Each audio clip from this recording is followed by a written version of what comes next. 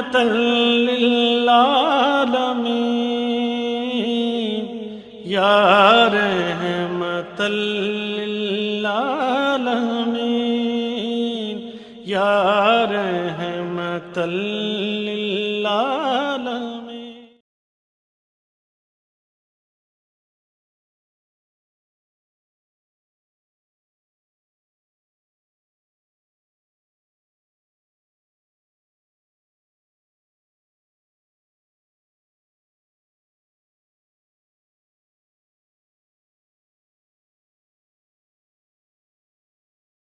اللهم صل على محمد وعلى آل محمد كما صليت على إبراهيم وعلى آل إبراهيم إنك حميد مجيد. اللهم بارك على محمد وعلى آل محمد كما باركت على إبراهيم وعلى آل إبراهيم إنك حميد مجيد. نحمدہ و نصلی علی رسولہ الکریم، اما بعد، اعوذ باللہ من الشیطان الرجیم، بسم اللہ الرحمن الرحیم.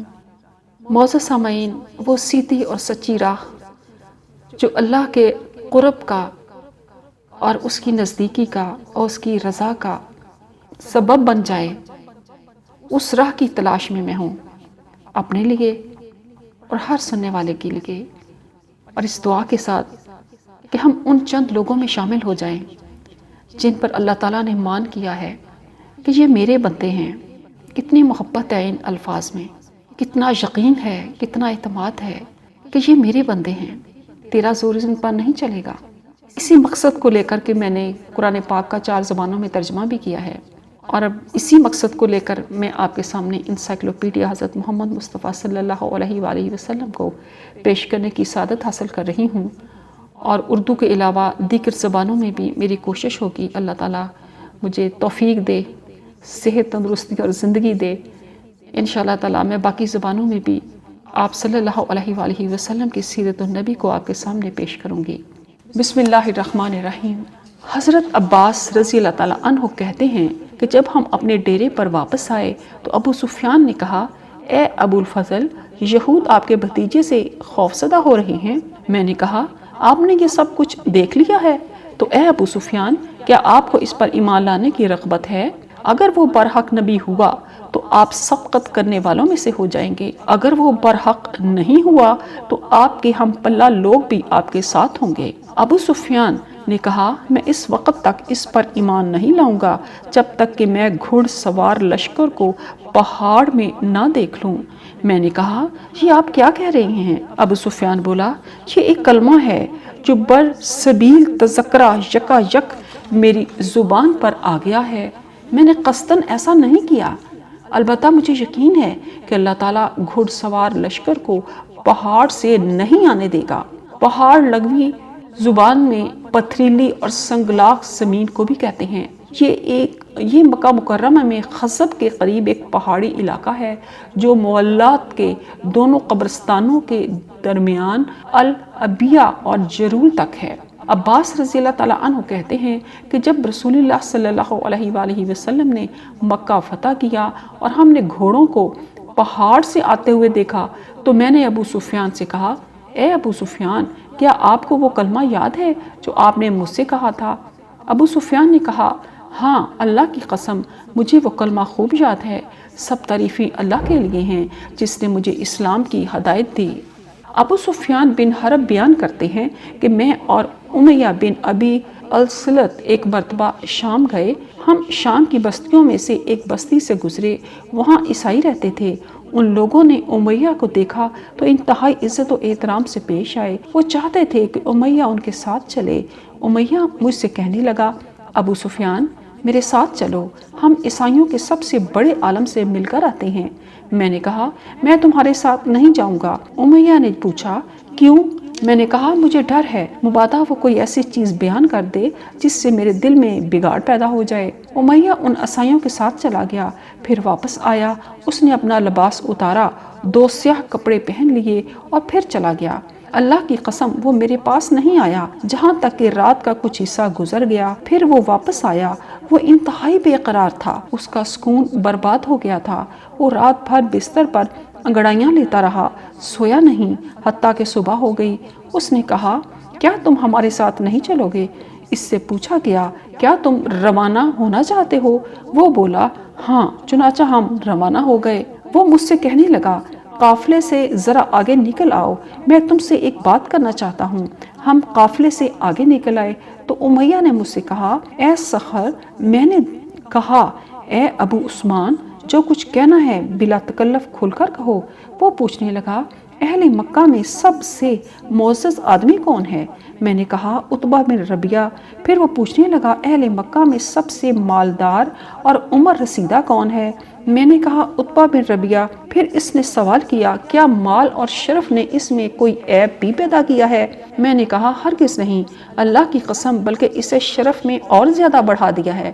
پھر وہ کہنے لگا، جو بات میں تمہیں بتاؤں کیا تم اسے میری خاطر چھپاؤ گے؟ میں نے کہا، ضرور ایسا ہی ہوگا۔ پھر اس نے بتایا، عیسائیوں کے سب سے بڑے عالم نے مجھے بتایا ہے کہ ایک نبی مبعوث ہونے والا ہے۔ میرا خیال تھا کہ وہ نبی میں ہی ہوں، لیکن اس مسیحی عالم نے میری تردید کی اور کہا کہ وہ تم میں سے نہیں بلکہ وہ اہل مکہ میں سے ہے۔ میں نے کہا، اس کا نسب تو بتاؤ۔ اس نے بتایا کہ وہ اپنی قوم کے لوگوں میں افضل ہوگا۔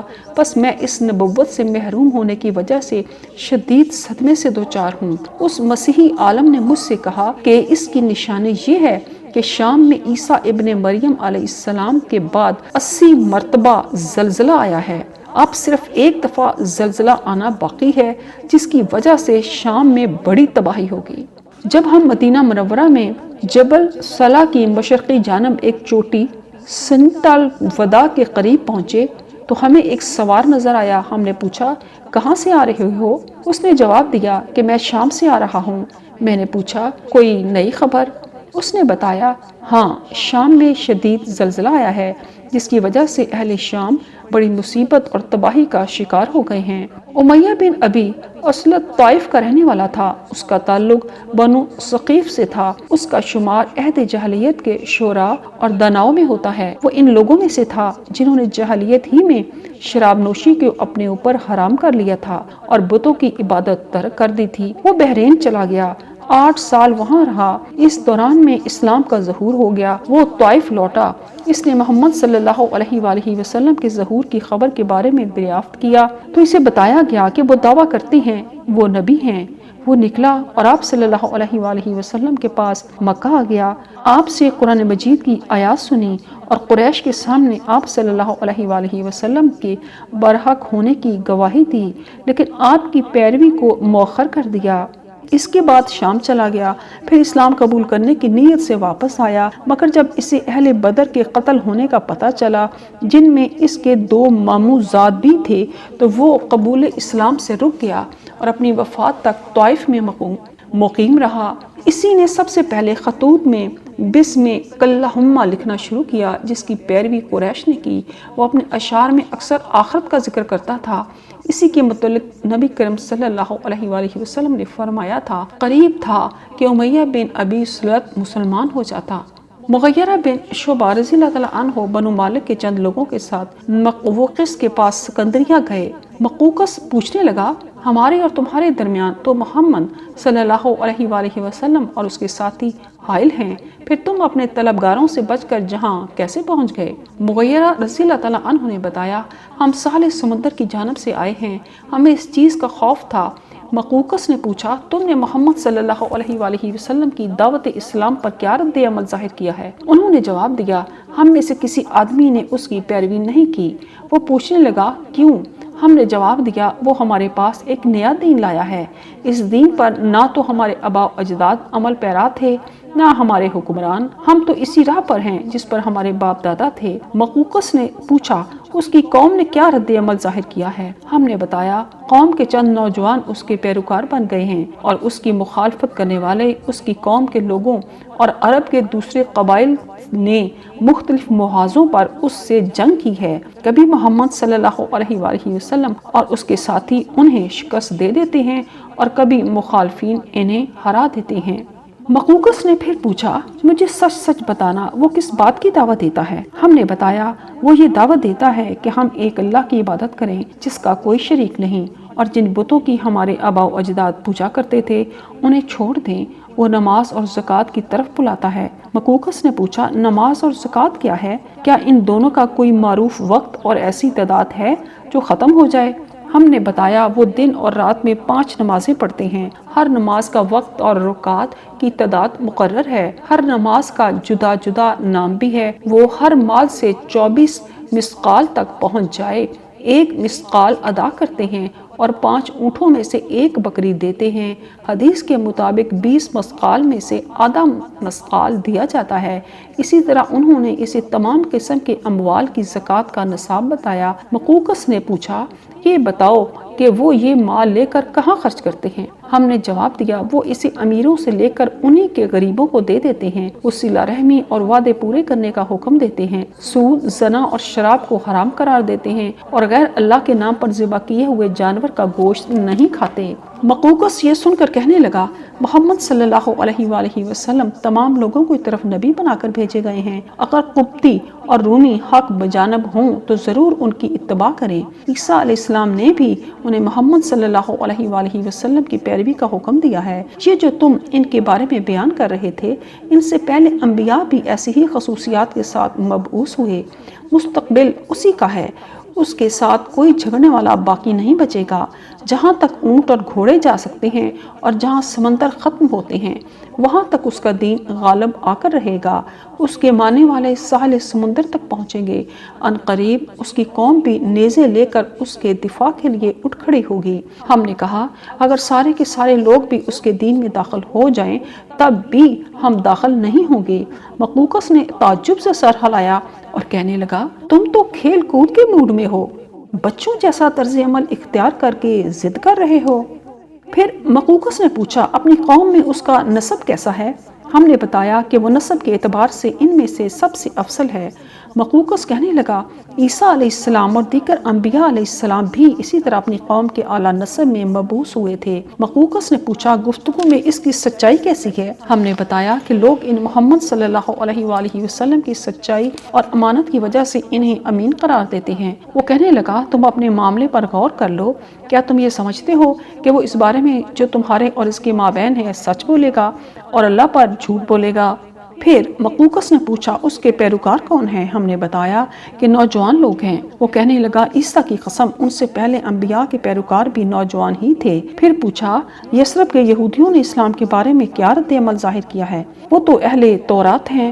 ہم نے بتایا کہ انہوں نے مخالفت کی ہے، چنانچہ اس نے ان کے ساتھ سخت جنگ کی، انہیں قتل کیا اور قیدی بنایا اور وہ ہر طرف بکھر گئے۔ مقوقس کہنے لگا یہودی انتہائی حاسد ہیں، انہوں نے اس سے حسد کیا ہے، حالانکہ جس طرح ہم محمد صلی اللہ علیہ وآلہ وسلم کی نبوت کو پہچانتے ہیں یہ لوگ بھی جانتے ہیں۔ مغیرہ بن شعبہ رضی اللہ تعالیٰ عنہ بیان کرتے ہیں بس ہم ان کے پاس سے اٹھ کھڑے ہوئے، ہم نے ایسی گفتگو سنی تھی جس سے ہمارے دل میں محمد صلی اللہ علیہ وآلہ وسلم کے لیے نرم گوشہ پیدا ہو گیا۔ ہم نے آپس میں کہا اجمی بادشاہ کی ان سے کوئی رشتہ داری نہیں ہے، اس کے باوجود یہ ان کی تصدیق کر رہے ہیں اور ان سے ڈر رہے ہیں، جبکہ ہم ان کے قریبی عزیز ہیں، پڑوسی ہیں، پھر بھی ان کے ساتھ شامل نہیں ہوئے۔ آپ صلی اللہ علیہ وآلہ وسلم تو ہمیں دعوت دینے کے لیے ہمارے ڈیروں پر بھی تشریف لائے تھے۔ مغیرہ رضی اللہ تعالیٰ عنہ کہتے ہیں میں اسکندریہ میں رہا، تمام گرجوں میں گیا، وہاں کے قبطی اور رومی پادریوں نے نبی کریم صلی اللہ علیہ وآلہ وسلم کی وہ صفات پوچھتا رہا جو وہ اپنی کتابوں میں لکھی پاتے تھے۔ ایک قبطی پادری تھا، ابو غنی کے گرجے کا سربراہ تھا، لوگ اس کے پاس اپنے بیماروں کو لے جاتے تھے، وہ ان کے لیے دعا کرتا تھا۔ میں نے کبھی ایسا شخص نہیں دیکھا جو 5 نمازیں پڑھنے میں اس سے زیادہ محنت کرتا ہو۔ چنانچہ میں نے اس سے پوچھا مجھے بتائیے کہ کیا انبیاء میں سے کوئی نبی باقی ہے؟ اس نے جواب دیا ہاں وہ آخری نبی ہیں، عیسیٰ ابن مریم، اور ان کے مابین کوئی اور نبی نہیں۔ وہ ایسا نبی ہے جس کی پیروی کرنے کا حکم ہمیں عیسیٰ نے دیا ہے، وہ امی عربی نبی ہے، اس کا نام احمد ہے، وہ زیادہ لمبا ہے نہ چھوٹا، اس کی آنکھوں میں سرخی ہے، نہ وہ خالص سفید ہے نہ گندمی، اس کے بال لمبے ہوں گے، وہ سادہ لباس پہنے گا، جو کھانا ملے گا اسی پر اکتفا کرے گا، اس کی تلوار اس کے کندھے پر ہوگی، اسے اپنے حریفوں کی کوئی پرواہ نہیں ہوگی، وہ خود اور اس کے ساتھی لڑائی میں حصہ لیں گے، اس کے صحابہ اس کے لیے جان تک قربان کرنے کو تیار ہوں گے، وہ اس سے اپنی اولاد اور باپ دادا سے زیادہ محبت رکھیں گے۔ کیکر کے مشابہ درخت کی سرزمین سے اس کا ظہور ہوگا، وہ ایک حرم سے دوسرے حرم کی طرف پہنچے گا، وہ شریلی اور کھجور کے درختوں والی زمین کی طرف ہجرت کرے گا، وہ دین ابراہیمی پر عمل پیرا ہوگا۔ مغیرہ بن شعبہ رضی اللہ تعالیٰ عنہ کہتے ہیں کہ میں نے کہا اس کی کچھ اور صفات بتائیے۔ وہ بولا وہ اپنے بدن کے درمیانے حصے پر تہمت باندھے گا، اعضائے بدن کو دھوئے گا، اسے کچھ ایسی خصوصیات عطا کی گئی ہیں جو اس سے پہلے انبیاء کو نہیں دی گئی۔ پہلے انبیاء صرف اپنی قوموں کی طرف بھیجے جاتے تھے، اس نبی کو تمام انسانوں کی طرف مبعوث کیا گیا ہے، اس کے لیے ساری زمین کو مسجد اور طہارت کا ذریعہ بنایا گیا ہے۔ جہاں بھی نماز کا وقت ہو جائے اور پانی میسر نہیں ہو تو وہ تیمم کر کے نماز ادا کر سکتا ہے۔ جو اس سے پہلے تھے ان پر سختی کی گئی تھی، وہ صرف گرجوں اور معبد خانوں ہی میں نماز پڑھتے تھے۔ مغیرہ بن شعبہ رضی اللہ تعالیٰ عنہ کہتے ہیں میں نے اس پادری کی اور دوسرے عالموں کی ساری باتیں اچھی طرح یاد کر لیں، پھر میں نے نبی کریم صلی اللہ علیہ وآلہ وسلم کی خدمت میں حاضر ہو کر اسلام قبول کر لیا۔ مقوقس بادشاہ اور روم اور قبط کے بڑے بڑے پادریوں کی ساری باتیں جن سے میں سوال کرتا اور ان کا جواب سنتا تھا، وہ سب کچھ میں نے آپ صلی اللہ علیہ وآلہ وسلم کے گوش گزار کر دیا۔ نبی کریم صلی اللہ علیہ وآلہ وسلم کو یہ باتیں بہت اچھی لگی۔ آپ صلی اللہ علیہ وآلہ وسلم نے چاہا کہ یہ باتیں اپنے صحابہ کو بھی سنائیں، چنانچہ آپ صلی اللہ علیہ وآلہ وسلم کی خواہش پر میں یہ واقعات صحابہ اکرام رضی اللہ تعالیٰ عنہ کے سامنے 2-3 دن تک بیان کرتا رہا۔ حضرت ابن عباس رضی اللہ تعالیٰ عنہ بیان کرتے ہیں کہ رسول اللہ صلی اللہ علیہ وآلہ وسلم نے خیبر کے یہودیوں کے نام ایک خط تحریر کرایا۔ وہ خط یہ ہے: بسم اللہ الرحمن الرحیم، من محمد رسول اللہ صاحب موسیٰ و اخیہ والمصدق بما جاء بہ موسیٰ الا ان اللہ قال لکم یا معشر یہود و اہل التوراۃ انکم تجدون ذالک فی کتابکم ان محمدا رسول اللہ والذین معہ اشداء علی الکفار رحماء بینہم تراہم رکعا سجدا یبتغون فضلا من اللہ ورضوانا سیماہم فی وجوہہم من اثر السجود ذالک مثلہم فی التوراۃ و مثلہم فی الانجیل کزرع اخرج شطأہ فآزرہ فاستغلظ فاستوى على سوقه يعجب الزراء ليغيظ بهم الكفار وعد الله الذين آمنوا وعملوا الصالحات منهم مغفرة وأجرا عظيما وإني أنشدكم بالله وبالذي أنزل عليكم وأنشدكم بالذي أطعم من كان قبلكم من أسلافكم وأسباطكم المن والسلوى وأنشدكم بالذي أيبس البحر لآبائكم حتى أنجاكم من فرعون وعمله إلا أخبرتمونا هل تجدون فيما انزل اللہ علیکم ان تؤمنوا بمحمد فإن کنتم لا تجدون ذلك في کتابکم فلا کرہ علیکم قد تبین الرشد من الغی وادعوکم الی اللہ وإلی نبیہ صلی اللہ علیہ وآلہ وسلم۔ ترجمہ: اللہ کے نام کے ساتھ جو بڑا مہربان نہایت رحم کرنے والا ہے۔ موسیٰ علیہ السلام کے ساتھی بھائی اور جو کچھ وہ لائے اس کی تصدیق کرنے والے محمد رسول اللہ صلی اللہ علیہ وآلہ وسلم کی جانب سے خیبر کے یہودیوں کے نام۔ اے یہودیوں کی جماعت اور اہل تورات، خبردار، اللہ نے تم سے فرمایا ہے کہ بے شک تم اپنی کتابوں میں یہ لکھا ہوا پاتے ہو کہ محمد صلی اللہ علیہ وآلہ وسلم اللہ کے رسول ہیں اور جو لوگ آپ کے ساتھ ہیں وہ کافروں پر بہت سخت ہیں، آپس میں نہایت مہربان۔ آپ انہیں رکوع و سجود کرتے دیکھیں گے، وہ اللہ کا فضل اور اس کی رضامندی تلاش کرتے ہیں۔ ان کی خصوصی پہچان ان کے چہروں پر سجدوں کا نشان ہے۔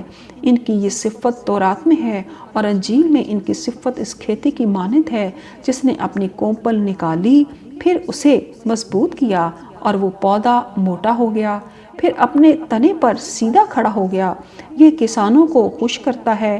اللہ نے یہ اس لیے کیا تاکہ ان صحابہ کرام کی وجہ سے کفار کو خوب غصہ دلائے۔ اللہ نے ان لوگوں سے جو ان میں سے ایمان لائے اور انہوں نے نیک عمل کیے مغفرت اور بہت بڑے اجر کا وعدہ کیا ہے۔ میں تمہیں اللہ تعالیٰ کا اور جو اس نے تم پر نازل کیا اس کا واسطہ دیتا ہوں، اور جس ذات نے تمہیں تمہارے اسلاف اور اسباط نسلوں کو جو تم سے پہلے تھے منو سلوا کھلایا اس کا واسطہ دیتا ہوں، اور جس ذات نے تمہارے آباء و اجداد کے لیے سمندر کو خشک کیا حتیٰ کہ تمہیں فرعون اور اس کے ظلم و ستم سے نجات دی، اس ذات کا واسطہ دے کر پوچھتا ہوں کہ جو کچھ اللہ تعالیٰ نے تم پر نازل کیا ہے کیا تم اس میں یہ حکم پاتے ہو کہ محمد پر ایمان لاؤ؟ اگر تم اپنی کتاب میں یہ حکم نہیں پاتے تو تم پر کوئی جبر نہیں۔ ہدایت گمراہی سے الگ ہو کر نمایاں ہو گئی ہے۔ میں تمہیں اللہ تعالیٰ اور اس کے نبی صلی اللہ علیہ وآلہ وسلم کی طرف دعوت دیتا ہوں۔ نبی صلی اللہ علیہ وآلہ وسلم کے اس مکتوب گرامی میں درج آیت جو کریمہ میں صحابہ کرام رضی اللہ عنہم کی جو صفات بیان کی گئی ہیں، ہزاروں تحریفات کے باوجود موجودہ تورات و انجیل میں بھی بالکل اسی کی کچھ چیزیں موجود ہیں، جیسا کہ پہلے بھی بیان کر چکی ہوں۔ مثلا تورات میں ہے وہ کوہ فاران سے جلوہ گر ہوا اور لاکھوں قدسیوں میں سے آیا، اس کے دانے ہاتھ پر ان کے لیے آتشی شریعت تھی، وہ بے شک قوموں سے محبت رکھتا ہے، اس کے سب مقدس لوگ تیرے ہاتھ میں ہیں اور وہ تیرے قدموں میں بیٹھے ایک ایک تیری باتوں سے مستفیض ہوگا۔ اسی طرح انجیل میں ہے آسمان کی بادشاہی اس رائی کے دانے کی مانند ہے جسے کسی آدمی نے لے کر اپنے کھیت میں بو دیا، وہ سب بیجوں سے چھوٹا تو ہے مگر جب بڑھتا ہے تو سب ترکاریوں سے بڑا اور ایسا درخت ہو جاتا ہے کہ ہوا کے پرندے آ کر اس کی ڈالیوں پر بسیرا کرتے ہیں۔